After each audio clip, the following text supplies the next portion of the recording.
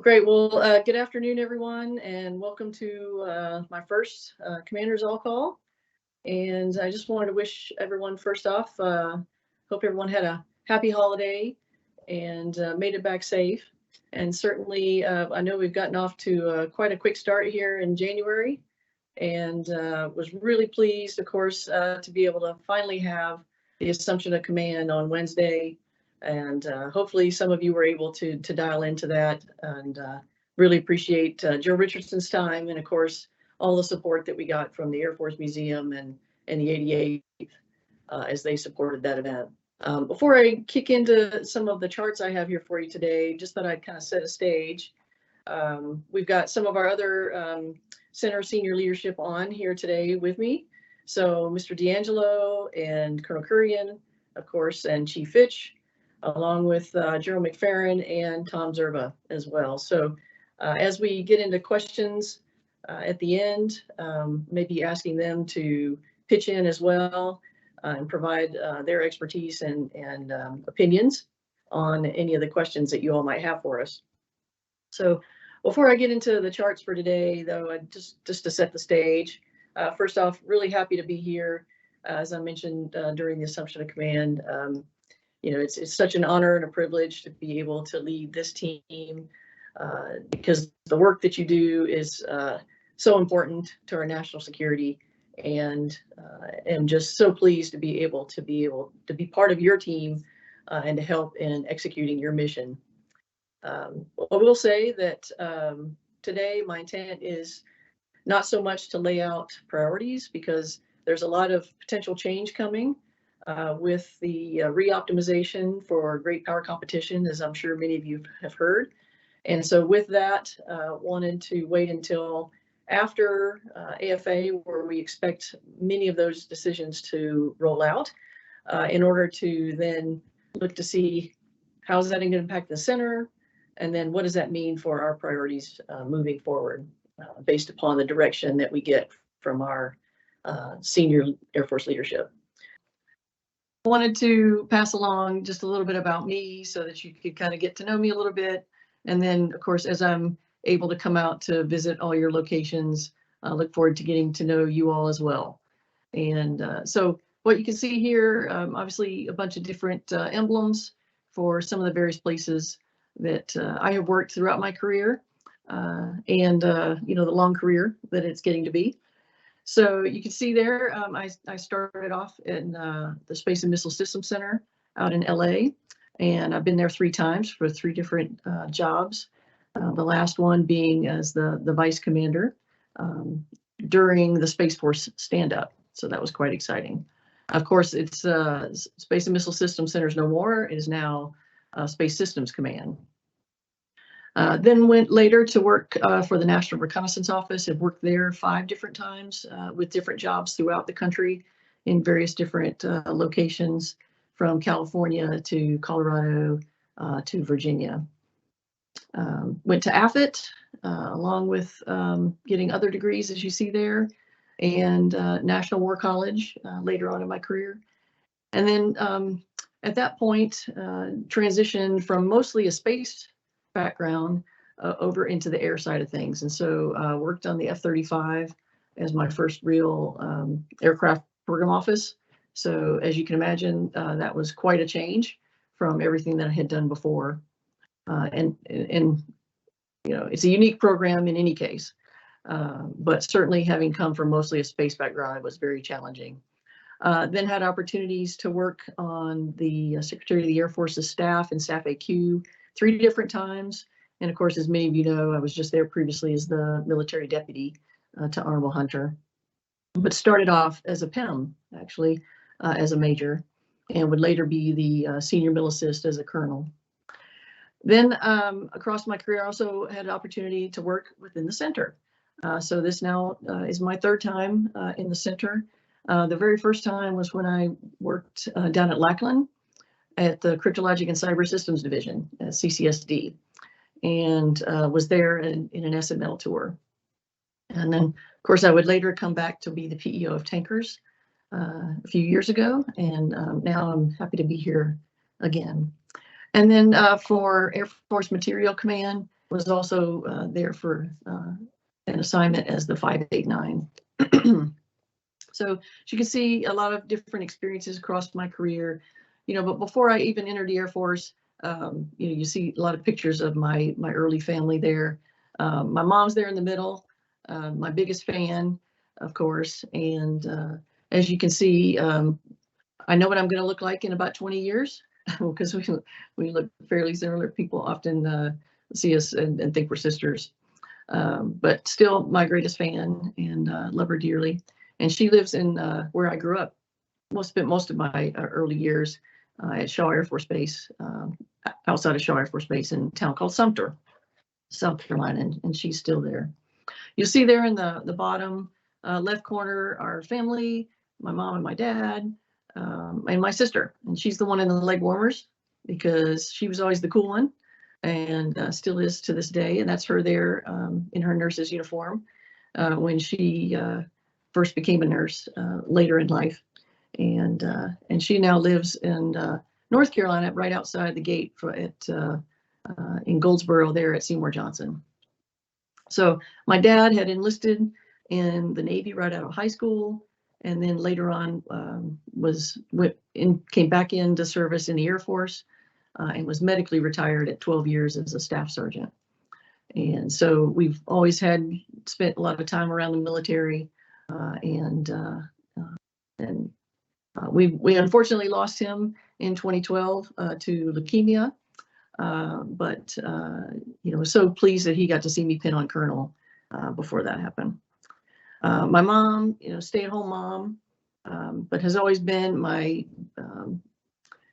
dad was kind of my inspiration for serving and joining the Air Force, but certainly my mom gave me that motivation. Was always the one who was, trying to make sure that I did everything that I needed to be doing in school, and really pushed forward, and really was the one who ensured, that I could find a way to get to college. And ROTC was the major mechanism of that. And I was fortunate to get a scholarship to go through ROTC at Clemson, and loved every minute of it. And so happy that I was able to make that happen, but only really through the support of my high school counselor and my mom for making that happen. But throughout my career, I had some mentors. I know you see a few there. Obviously, there were many more who I would love to have added to this slide, but the two most significant ones are Major General retired Sue Mashiko. All during my time in the NRO, was a very huge supporter. And then many of you might recognize the gentleman there, Lieutenant General J.T. Thompson, who I had opportunity to work for twice as both in F-35 when he was the deputy PEO there, as well as when he was the commander at the Space and Missile Systems Center. So both folks that were instrumental in my career and that I still look to mentorship today. You'll see there in the middle, bottom of my family, my husband, Pat, and our son, Riley. This was a recent photo that we took when we were on a hike down in South Africa. Actually, that's the top of Table Mountain, and had a wonderful family vacation there this past summer. But my husband is a retired colonel. We met when I was working for the NRO. We were both working for the NRO in Denver, and have been married now for 20 years. And Riley, that you see there, is 15. So he's a sophomore in Beaver Creek High, and really enjoys robotics, video games, scouts, theater, and also swims and does piano. So hugely busy, and we're so very proud of him. He's a great student too. So, and then there on the far right, you see my family.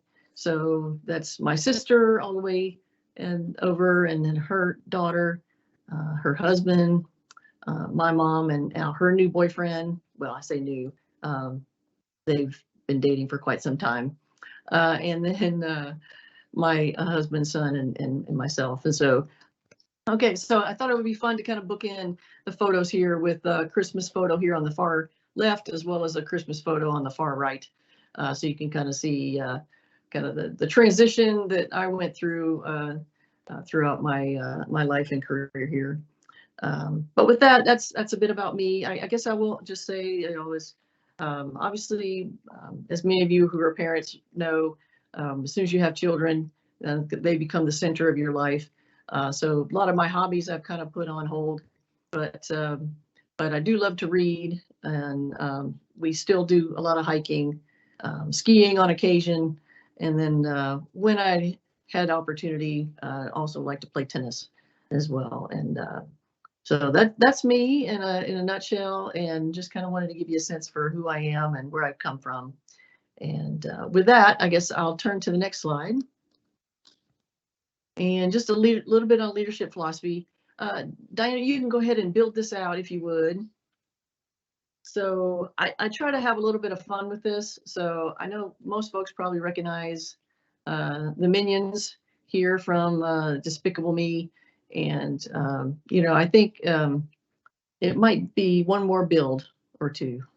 There you go. I think that's it.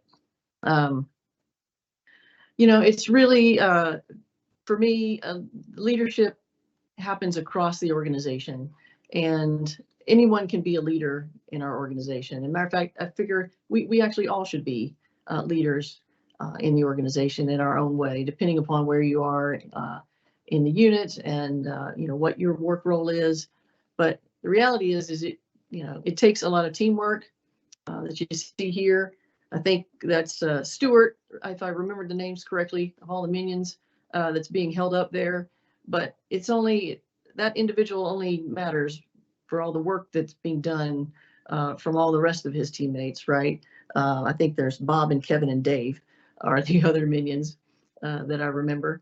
And, you know, it's really that support to lift that individual up. Requires leadership both from Stuart, but also from the folks below, because it might have actually been one of their ideas in order to, you know, to go after that banana, right? To go after the mission. It might have actually been one of those folks that are now pushing Stuart forward, that are actually, you know, bringing that idea forward. And so, you know, keeping focused on the mission and having that vision of what you want that reality to be, and certainly grabbing all those bananas is certainly the way he wants to go there.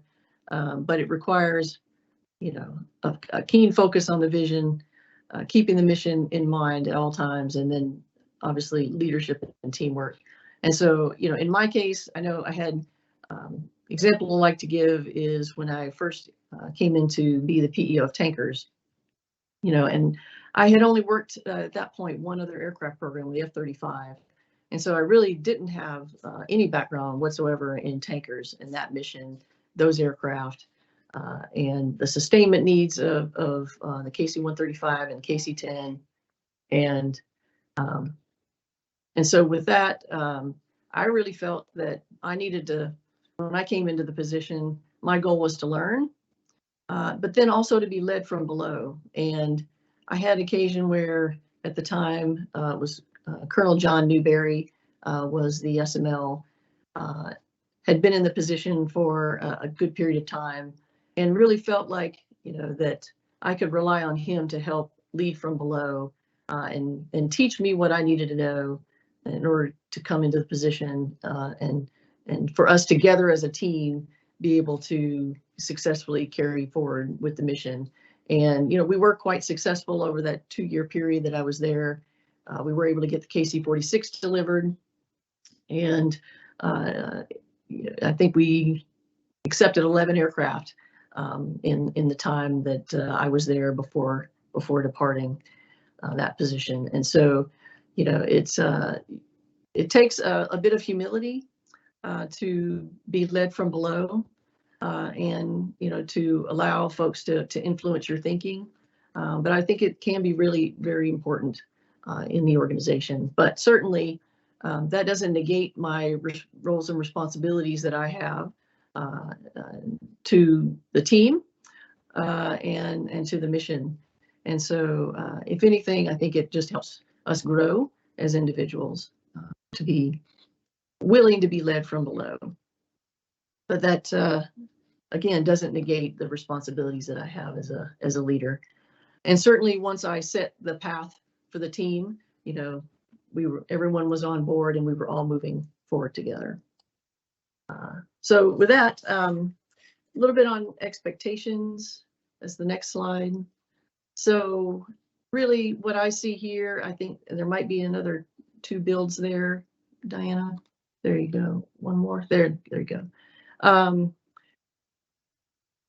We can talk a lot about expectations, and we will at a future point on, for the unit as a whole, priorities and where we see the unit going.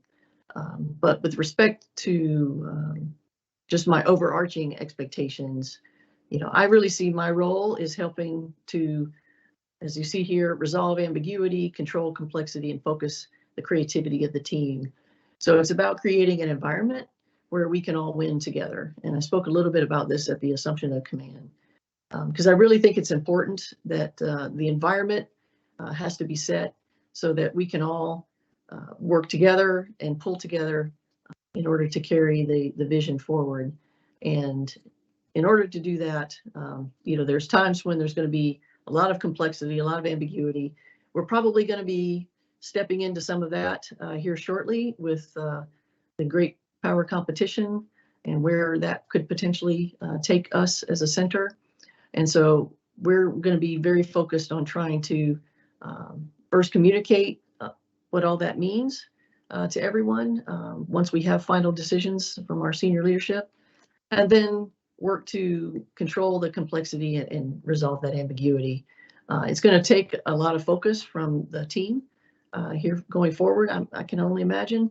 And so what I'm going to see is your roles in all that. First, you got to stay focused on the mission, because no matter what happens at the most senior levels and changes in our Air Force that might be coming to us, either as a command or as a center, we want to make sure that you stay focused on your primary roles of making good decisions, taking those appropriate actions, and keeping the team informed. Because ultimately, we still have to do all those things to develop, acquire, and sustain the war-winning capabilities that you work on every single day. And so my hope is that we'll be able to, whatever the changes that are coming, ensure that we give you the right winning environment to be able to continue to do the work that you need to do. But then together as a team, I want to make sure that we are continuing to question, learn, and grow. And that's why we want to continue to keep the comm lines open. I think it's very important that we foster, as it says here, a team that's constantly improving. During the Assumption of Command, I talked a little bit about, keeping our promises, and and one of those first promises was to continue to be better, make ourselves better every single day, and then also to be a wingman to those around us, so that we can all grow together as a team. And then finally, to honor our oaths to the Constitution. And in those ways, with keeping those promises, I think that we will be able to do all of these things that you see here on the chart. Because, these expectations aren't just ones I'm going to hold of you, but also expectations that I will hold of myself as we go forward together. Okay, so with that, I think I've got one last slide. A little bit about how I operate. So top-down thinker. So I tend to start with the big picture and ask, those why questions before jumping straight into the details. I'm usually going to look at things from multiple different angles, and I actually spend a good bit of time thinking on things before I make decisions. So, if at all possible, I'd like to be given that time. So what that means for those of you out there who may be bringing briefings to me for decisions is, I'm really looking to make sure I get enough time to be able to think through it. Obviously, if I need to make a quick decision, I'm going to do that, if that's what's required. But I'm going to be asking of you that you, for as much as possible, give me the time to think through the problem, to ask questions, to investigate, to do that serious thinking that I'm going to want to do before I need to make a decision. But obviously, if time comes when I've got to make a quick decision, and I'm willing and able to do that. But my preference is going to be to take some time to think about it, and also do that. Spend a lot of time thinking before I speak, and that's just because I'm thinking in my head. It's just kind of who I am. I like to think about the problem from different views. I'll often, even myself, take the time to look at it from the different perspectives, because I know that that's our stakeholders are going to be looking at it from different perspectives. And so that's where I'm trying to go with thinking through that. I'm going to try to let you know what I'm thinking. But that's my challenge to myself, is to verbalize that so that you can understand where my head is. I'll expect for you to have done the hard work of staffing and coordinating with our stakeholders, because I think the views of others are very important. This is a very large enterprise that we operate in, a number of different stakeholders. Acquisition, I think, is one of the hardest jobs in the Air Force, because there are so many stakeholders across the board, from the warfighting community all the way through the Pentagon to various services potentially, and different MAGCOMs and COCOMs. Obviously, have to continue to work with all the members of our functional staffs as we're trying to find the right solutions to go forward. And all of those views need to be understood and accounted for and worked through with our stakeholders.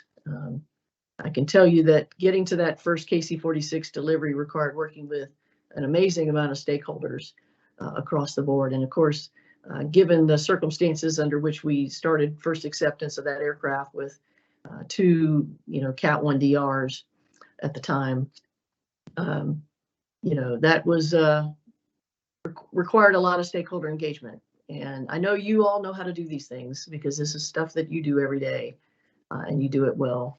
But certainly that's an expectation that I will have from you. The next one is about trust, because my starting point with pretty much everyone I meet is to completely and implicitly trust in you, because we're all professional members of our organization, of our functional upbringing and training. We're all here to do, I believe, the best job that we can put forward, and that we're all trying to do our best, no matter if we have positions in which we agree or we disagree. In most cases, my belief is that everyone is trying to do the best in their opinion for the mission. So my trust in you is going to be implicit. It won't mean that I will agree with you in every circumstance, and certainly I'll have opinions of my own. And I'm going to trust you right up until the point, that if you do something that causes me to lose that trust in you. I don't expect that to happen, and in 99% of the cases it doesn't. But there are some occasions where you can lose my trust. But if you are doing the best job that you can do, if you're following all the proper procedures and standards, and you're engaging and you're being trustful, then my trust in you will remain. The next one has to do a little bit about how we do things, because it's my sense that in most cases, people remember how you did something far longer than what you did. And so it's important to think through how we do things. It's important for what we do, is very important, but certainly as you're executing your job day to day, and as I'm executing mine, it's treating people with respect. It's making sure people feel like they're part of the team, making sure that they're given an opportunity to engage. Those are the kind of things that people respect and will remember far longer than what you actually did. Next one is about believing in our future. I set expectations and then live them. And you have to take action. And in a lot of cases, own the solution, right? So I often feel as I'm engaging with folks, that they're owning they're feeling ownership of a problem and are focused on the problem, but aren't necessarily focused on trying to figure out how we get to a solution to that problem. And so I really think that's a space where folks can engage and be proactive about thinking through not just the problem, but how do we get to a solution, and be engaged in that point with the team. Because I believe in that exceptional future for all of us, for all of our programs. And in some cases, that does require that you be a little humble, because while I want everyone engaging on the solution, it could be that someone else's solution might actually be the better one that's brought forward. And sometimes that requires us to take a back seat to others. So I'm a big believer in intellectual humility. I know that no matter how far I've come in my career, there will probably always be someone else in the room that knows more than I do about a certain topic. And that's probably more especially true the higher up you get in an organization, just because many of the experts, right, are going to be the ones that are working those problems and issues every single day. And so, I ask a lot of questions, and I don't presume to always know that my way is the best way. And that just takes a little bit of time. Ask the questions and just be a little humble to know that that there's a lot of expertise in the room, and to take advantage of it. And then lastly, I just talked a little bit about our core values and our mission. The reality is those should never conflict. And if they do, I absolutely want to hear about it. I think as we move forward on our various programs, and each of you in your various offices and locations, and that your mission and our core values should be in alignment. And if you're ever finding that's not the case, then I certainly do want to hear about it. So I know I've kind of rushed through these given the technical issues we had earlier, because I did want to allow some time for questions. And so I know we've got about 15 minutes left here. So I did want to just say again how much I am just so privileged and humbled to be here to lead this organization. I'm really going to be focused on how we best provide the resources that you all need to do what you need to do every single day for our programs, in support of getting those, either whether it's from ACAT 1 to 3 or operational imperatives, or whatever we're going to be asked to do in support of the great power competitions, that we're going to be able to move that forward together. So with that, I guess I'll stop and see what questions we have. Okay, ma'am. So we've got about 400 questions, and they're still coming in. Oh, so I've worked hard to distill those down. Yes, ma'am. Okay. So faster and funnier, I guess, is the recommendation I would give for answers, of course. So we'll see how many we can get through. All right. Okay.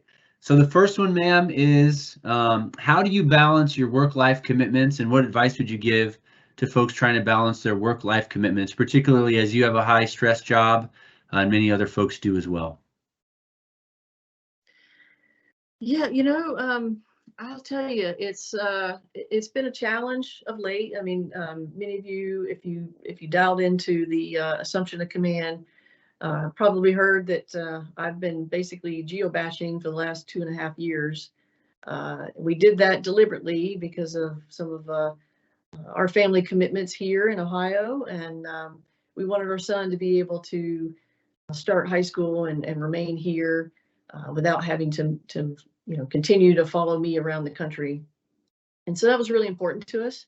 My husband had a very formative experience, not that I didn't, but my husband had a very formative experience in high school with the friends that he grew up with in Ohio, in Michigan.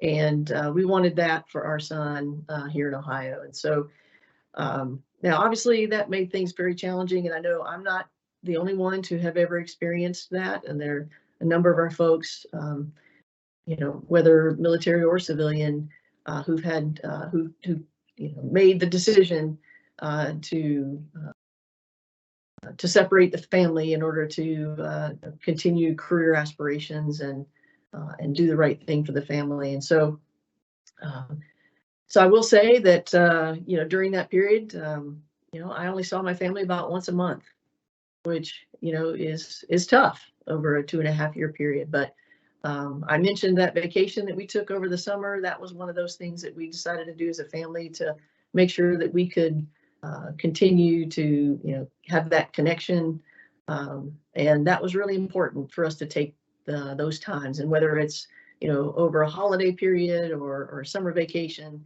those things are important to do. And so those were one of the things that we did. I'll say we also had a period of time where when I was PEO of tankers that this is probably a longer answer than I'd imagined, but I had a period of time there where I was a PEO and had just pinned on new rank and new responsibilities. And my husband had just retired from the Air Force not that long before, and took on a job as a contractor. And that was actually harder for us to stay together under those conditions than it had been when we were military together. And we ended up getting a nanny, a part-time nanny, who could be that third person in our life to help with Riley and all of his activities. And so I only mention that because I think it's important to know when to ask for help. And we analyzed that situation for ourselves and realized that it was something that we couldn't do with just the two of us, that we needed assistance. And so, fortunately, that was something that we could afford to do. But I would offer for folks, take the time with family to do those things like vacations, and then to know when you need to ask for help, and whether that's the way that we the solution that we found for ourselves or a different one. Just know that I think those are really important things to do and to recognize in those situations. So with that, I'll stop and we'll take another question. Okay, ma'am. Great. We had a lot on telework and a number of policies, but telework was kind of the most popular question there on the policies. So to summarize, what is your stance on telework? Do you see anything changing in the near future? And, what is your outlook going forward for telework? Right. Well, the first thing I'll say, just writ large about policies, is, my overarching expectation I set for myself when I come into an organization is really just to take, 60, 90 days to really understand the organization before I go about making any major changes. Right. So, and, right now I'm going through immersions with a number of our teammates. And I really want to get to learn about the organization. It's been about, 4.5 years or so since I was last in the center. And I want to make sure that, and that was actually pre-COVID. So I know a number of things have changed in the intervening period, and I want to make sure that when I come in, my goal isn't necessarily to make changes right away, but to make sure I understand the organization and how we're currently operating. But with respect to telework in particular, I'll say, just as General Morris had laid out, that our telework and remote policies remain focused and based on the mission, right? So the demands of the mission are going to come first, and but we understand too that the guidance was developed in order to maximize flexibility, so that your leadership can apply that. But meanwhile, having to stay within the guidance that we've been given from both HAF and AFMC, along with, of course, the policies that we laid out for LCMC. So I have asked the staff, and Mr. D'Angelo is taking lead on this, to relook at the telework and remote policies, just because we are now post-COVID, and so we want to make sure we understand what the needs and requirements are for the organization going forward. And I know he's actively engaged on that. And right now we're thinking might be around mid-February when we'll be able to get back with folks on any updates there. With respect to our military in particular, the default is situational telework. Regular and recurring telework can be approved if, of course, that aligns with the mission and fits within the overall guidance and intent that we have from the HAF as well as AFMC.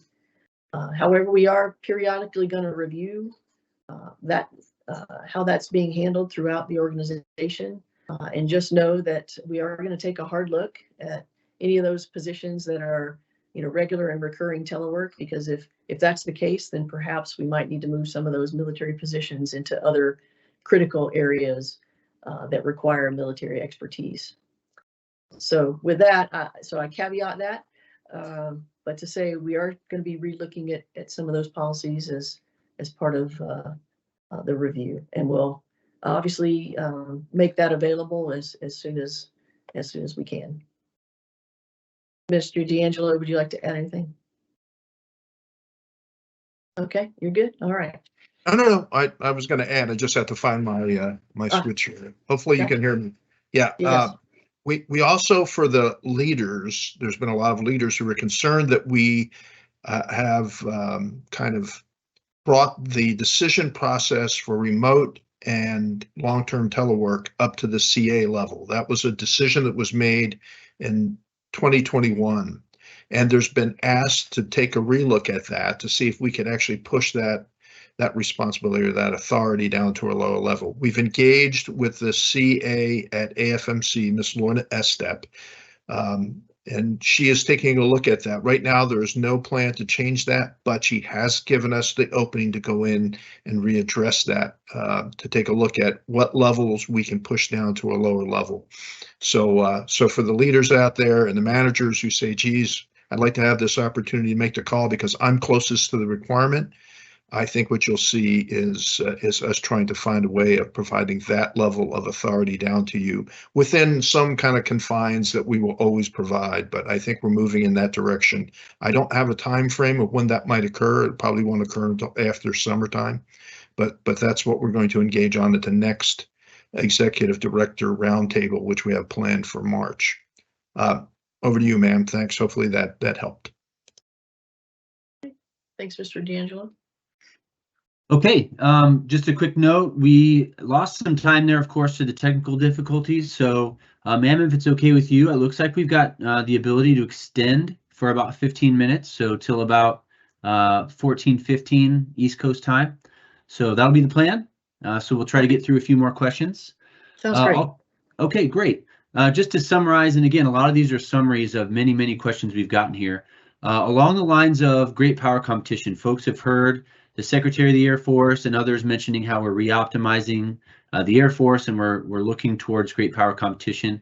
Can you summarize your perspective on that and any changes that you might think would come towards AFLCMC?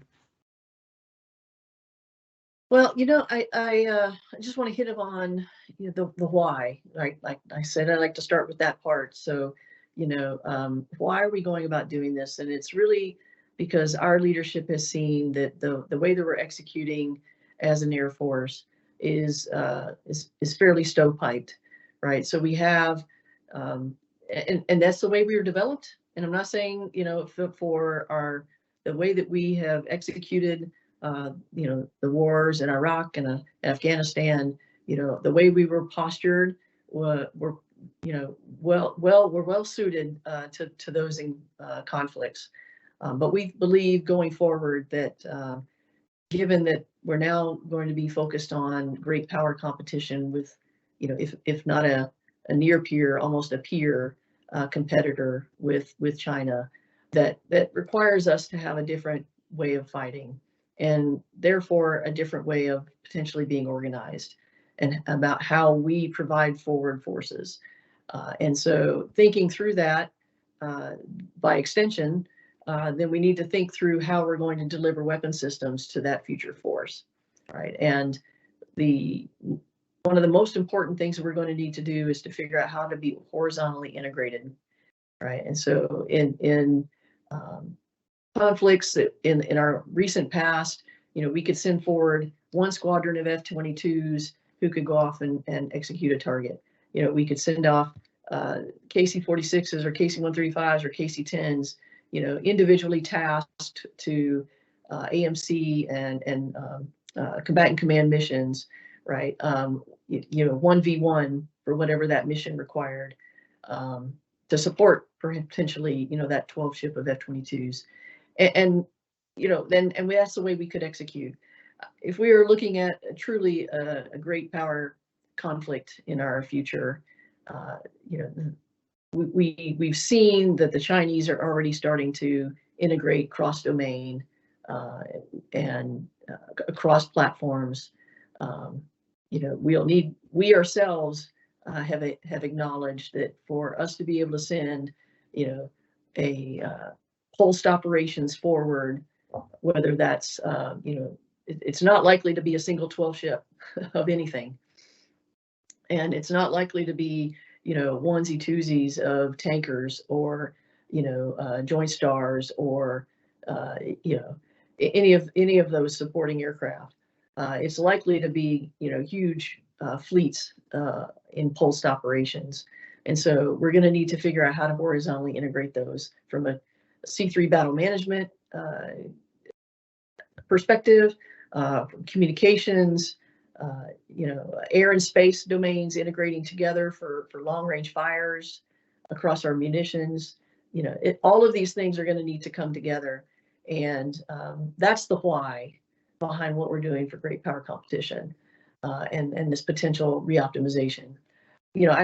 There are a number of initiatives that are being looked at the senior levels. I was obviously, involved in some of those discussions when I was back at the Pentagon in my previous role. I'm still aware of many of those conversations that are ongoing, that are being looked at. Unfortunately, I can't really share any of those right now, as it's all pre-decisional information.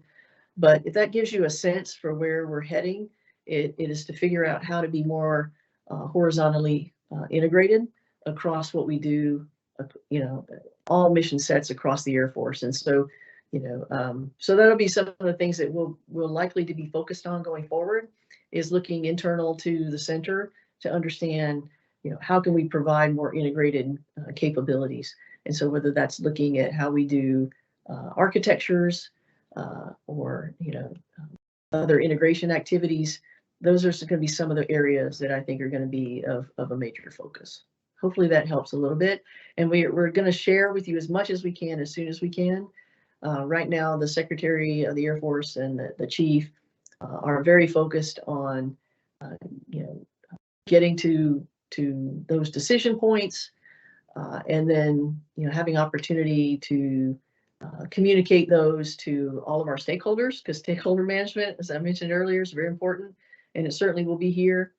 And then providing an opportunity then for them to roll this out. And right now the consideration is likely going to be AFA, where many of these decisions, may become public at that point. So, but obviously a lot of that is still in work, but we'll share as much as we can as soon as we can. Okay, ma'am.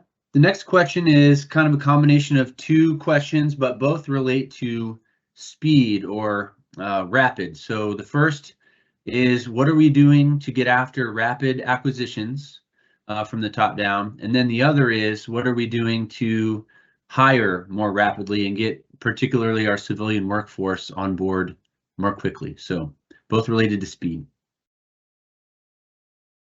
Okay, well, I guess I'll take the first one, and I might have Mr. D'Angelo and Colonel Kurian talk to the second, because I think they've been more involved most recently in a lot of the LCMC hiring efforts. But I will just say, from a senior perspective, having just left the Pentagon, our leadership is very focused on how to get to more rapid acquisition programs. One of the major areas, and many of you have seen an outcome of this with the operational imperatives, that was well, even before that, the then chief Brown, had Action Order Bravo as part of his action orders, as was a way to address the bureaucracy. And they took a look at many of the OIs and AFIs, right, to try to minimize the numbers of those, and went through rewrites on many of those as part of Action Order Bravo.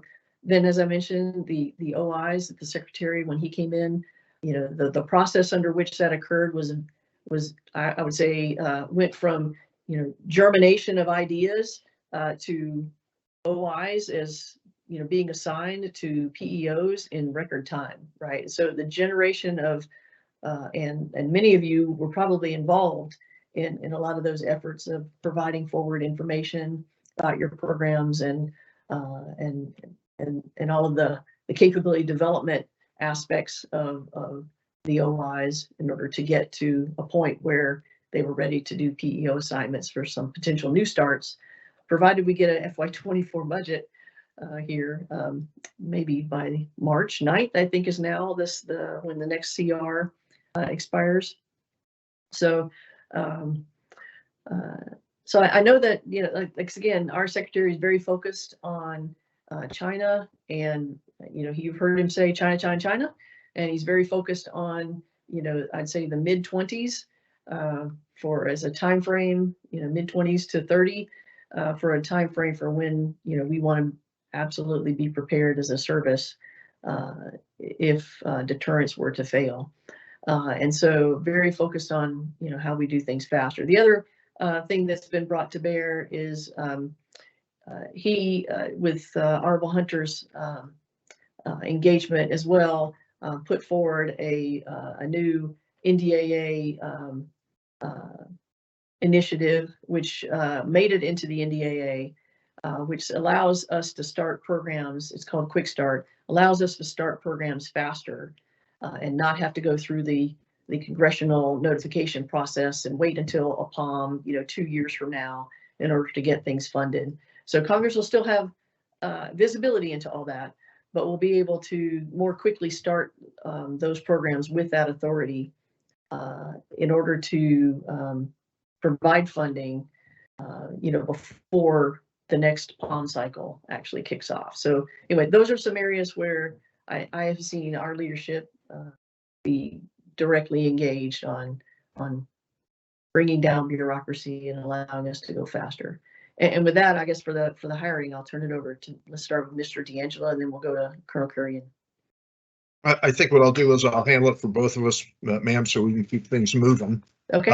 From a civilian standpoint, the military a little bit different because when they're hired, they come in pretty fast, you know, ahead of time on how the orders are cut. But for the civilian piece and bringing in new employees or even moving employees who are already in the system moving, we've set a goal this year for onboarding folks in 30 days or less.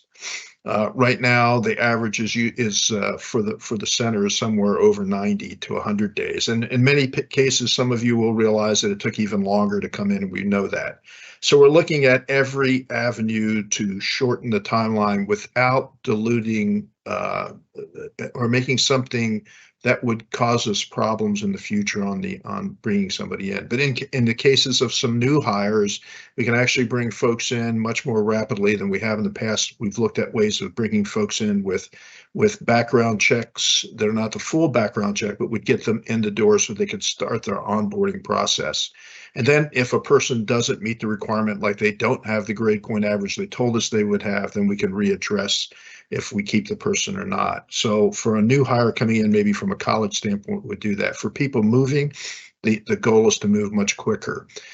As of just a couple days ago, I talked with one of our 2 letters on how we might pilot a program to get some of the position descriptions pre-approved by functional managers as well as the rest of the AFMC A1 and through our DP, so that we would have them on board and ready to go when a person leaves a position, that we could put that position description out very rapidly and then get the process going where we hire the person on. We're still looking at doing, in some cases, the hiring boards where we have to pull together a board, but we believe that we can shave the front end of the process down from somewhere around 21 days to maybe as little as 7. We think we can shave some off the back end of the process to get folks in. But then it's important, and there was a question online, I'm going to kind of answer this one at the same time. There was a question on, hey, it takes a long time once I get in to be onboarded. And, can't we speed that process up? Certainly we can. I don't know the specific situation of the individual, but we will look into how we help standardize the boarding process, or maybe not standardize, but we help the leaders get through the boarding process much quicker. We know there's things like having the background check done. We know there's training that needs to be done. So there may be some things that we can do, not to eliminate those, but to speed that process up. So that as we bring people in, we inculcate them into the organization. We bring them in, make them part of the family, and get them to a working status as quickly as we can, so we can use the skills that they have to help us do the mission that General Shipton mentioned earlier. So feel assured that we just started down this process here, but we're going to use some of the examples that we've seen in AFRL as well as in other centers that have done this kind of work before. And LCMC, from my experience, because I came from a different organization as well, was actually setting the pace to make that happen. So I think we're really going to scrub some time out of it, and you will see hiring and more rapid hiring, because we know we have to bring in the expertise that we need. General Shipton, over to you. Okay. Next question. I'm gonna, of course, like all of these, combining a lot of ideas from the questions section. Ma'am, the initiatives. What is AFLCMC's perspective and your perspective on the initiatives that I would just call digital? So digital transformation, software factory stand-ups, the use of AI, cyber techniques, and cyber operations. Where is AFLCMC going with respect to these sort of digital trends?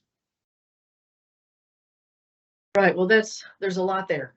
So I guess first I'll say that, obviously we're going to be part of the digital transformation that AFMC has as one of their key priorities and initiatives. Right. So we're going to be taking our lead from AFMC. But within that, certainly, there's been a lot of work that's already happened relative to our software factories.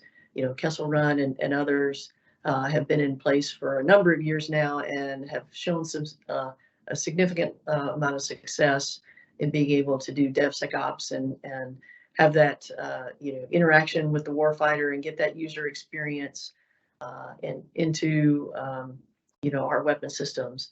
And so I think that's been, just a resounding success from my perspective. And I know we look forward to seeing more of that go forward. And again, under Joe Richardson's leadership, we've seen the SWAGs are now, if they, I think, may have already been executed into a single organization. I'm looking for a heads up there from Mr. D'Angelo. Yep. And are being brought together so to ensure that they've got similar processes and procedures to execute across all the SWAGs. And then there's a continued focus by Joe Richardson and his team to look at the software factories as well. And I know he's had spent a good bit of time traveling out to all of them in the most recent past here, and to garner lessons learned from across those to understand how we can move forward. And to my understanding, there's the next phase of this would be to start looking at how do we have closer interactions amongst the SWAGs and those software factories. But additionally, with respect to digital, this is critical. We have to do this. When we talk about trying to integrate horizontally, it's not just about communication systems, it's about data. And going digital, understanding the digital infrastructure, both ground and on our platforms, all things that there are a number of major programs that have already moved out on implementing digital. Things like, programs like certainly the ADO with NGAD and CCAs, there's Sentinel, B-21, all these major programs, have already moved in that direction. And we need to do more of that. And quite honestly, it really comes down to being funding limited, right now. We would be doing more if we had more resources. And I think we, as a leadership team, we have made that clear to our senior leaders, and year over year, especially as when I was the AFMC 589, that was AFMC's #1 unfunded. And now it's just a matter of ensuring that we've shown it can work.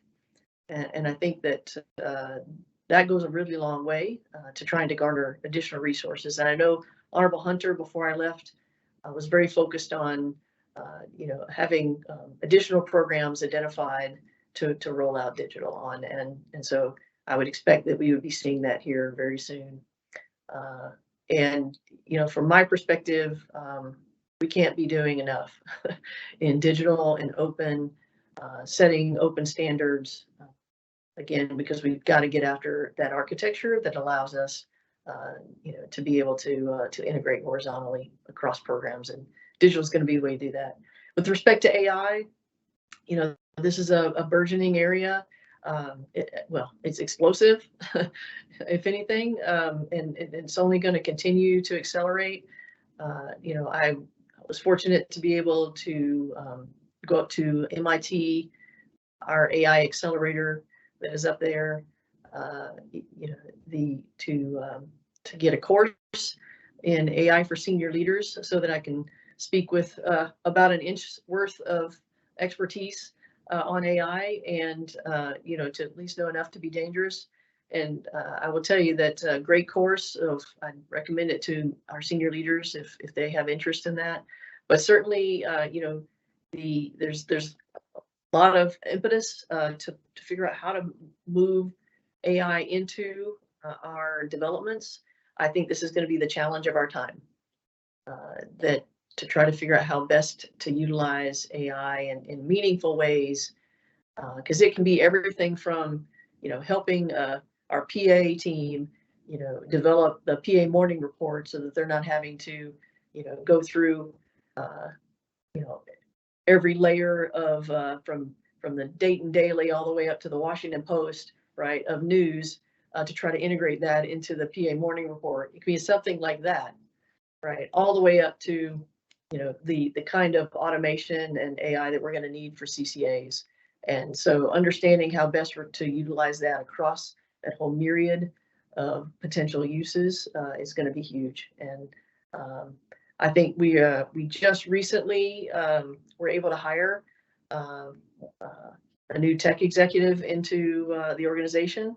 I won't announce that because I don't know if it's been announced, but we've made a hire who's going to be our AI SL. So really excited about that, and for that individual to come on board. I guess I'll ask if there's anyone else who wants to weigh in on that reply from our senior leaders. Everybody good? Okay. Okay, ma'am. So we'll wrap up with one final question, and I'll just make an announcement to all of our teammates. You guys submitted great questions. We are compiling those, and they will all be looked at, I assure you, all 450 or so and counting. And they were looked at. I know a number of them were responded to via comments back. So obviously we couldn't address them all here. So they will all be looked at, we assure you. Ma'am, final question, and perhaps an opportunity to get the perspectives of a few folks on your leadership team with you around the horn. Would just say piece of advice. So a few were asked, any advice for military members, any advice for civilian members as they come on board, both officer, enlisted, maybe even contractors as well. So just a piece of advice maybe for a young member who's joining the team, just starting out in their career. What advice would you give them? Okay, I'm going to go last. So who wants to go first? All right, Chief. Thanks, ma'am. So it's funny this question gets asked because I just had this conversation with my young airman daughter the other night. And she's, starting to, she's fully trained and qualified and trusted, and she's working hard, and she's starting to really kind of feel that stress, right, that we all kind of feel when we're jobbing it. And I remembered a quote from, I think, the football coach, Nick Saban from Alabama. He said this, and it always stuck with me because I think it's pretty true. But he said, you know, you're going to suffer through one of two things in life, either the pain of discipline or the pain of disappointment, and you get to pick which one of those you do. And so as we take on this immense honor and privilege to serve and do this work, it's going to be difficult, and so that's okay. It's you know, our cross to bear, and I think it's a great privilege to have this work in front of us. And I know we have an amazing team that can do it, but I don't want to be disappointed at the end of it. So I'm gonna be disciplined in the business that I've chosen. Over. I'll go next, ma'am, if you don't mind. I'll just use a quote I use quite often, but maybe not everybody's heard it yet. And there was a quote that came out of my commander at United States Central Command, and he said, "Don't underestimate your impact to the mission by your proximity to the fight." I'll say it one more time. Don't underestimate your impact to the mission by your proximity to the fight. We may be miles away from where people are engaged in combat, but yet everything we do actually impacts the ability for them to accomplish the mission and come home safely. So the real customer for us out there is a person who doesn't get a choice of whether the airplane shows up or not. It is whether we pick the right parts or whether we've done the right things to procure the right weapon systems. We've got to work real hard to do the very best we can to make sure that we have a strong Air Force. And this is a great team. It's a very smart team, a very capable team. So don't underestimate how much you will bring to the fight, even though you're back here in a place called Wright-Patterson in Dayton, Ohio. And I think that has always carried me forward. When I heard it the first time, I realized, yeah, I do have an impact no matter where I am, and I'm going to work as hard as I can to make it happen. So if you're new or old, that's what we ought to remember. So I'll pass it on to the next. And I could go next. Okay. So from my perspective, I think I spent a lot of time mentoring a lot of our folks, be it career counseling type stuff or assignments for military. And I think the thing I would generally encourage everyone is seek a mentor, find a mentor. Don't be intimidated because they're a general or a colonel or SES, because I'm sure General Shipton wants to talk to you. Each of us want to talk to you. It's very often people are too intimidated to come talk to us. So by all means, please find someone that you connect with, and you can gain a lot of wisdom as far as that conversation for your future career planning. The second thing I would say is, in terms of assignments and so on, people are always worried about what happens to me next. And I think my general recommendation to everyone is be part of the process, provide your inputs, your goals, be as clear as you can, and then trust the process. Believe me, we do a lot of things behind the scenes to kind of make things happen for you.